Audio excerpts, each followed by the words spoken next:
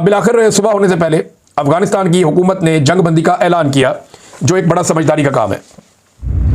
Afghan government ने कहा जी जंगबंदी का हम ऐलान करते हैं और हम उम्मीद करते हैं कि दोबारा अब लड़ाई नहीं होगी और पाकिस्तान की तरफ से कोई हमारे ऊपर जवाबी कार्रवाई नहीं की जाएगी। ये अब अफगानिस्तान ने उसके बाद जंगबंदी की है, लेकिन पाकिस्तान इस बीच में बड़ा तगड़ा जवाब दे चुका था।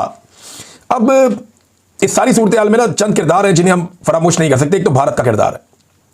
भारत जो है वो जख्म चाट रहा है, पाकिस्तान ने उनके तैयारे गिराए हुए हैं और वो अब बदला लेने के लिए पर तोड़ता रहता है। और ये देखिए, हमला भी उस वक्त हुआ जब अफगान वजीर खारजा अमीर मुत्तकी वो भारत के दौरे पर है। ये बड़ा एक अजीबोगरीब टाइम है कि अफगान वजीर खारजा भारत के दौरे पे है, तब एक एयर स्ट्राइक होती है अफगानिस्तान में, उसके बाद भारत के अंदर उनका दौरा है और उस बीच में फिर बॉर्डर के ऊपर टेंशन हो जाती है और अफगान फोर्सेज और पाकिस्तानी फोर्सेज के बीच में पहली मरतबा इस लेवल की टेंशन हुई है और इतनी फायरिंग का तबादला हुआ है, शेलिंग का तबादला हुआ है। पाकिस्तान की जानिब से आर्टिलरी का भी इस्तेमाल किया गया।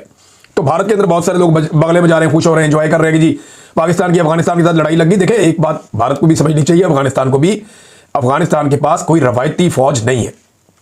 उनके पास वो मिलिट्री वेपन्स भी नहीं है जो एक फौज के पास होते हैं।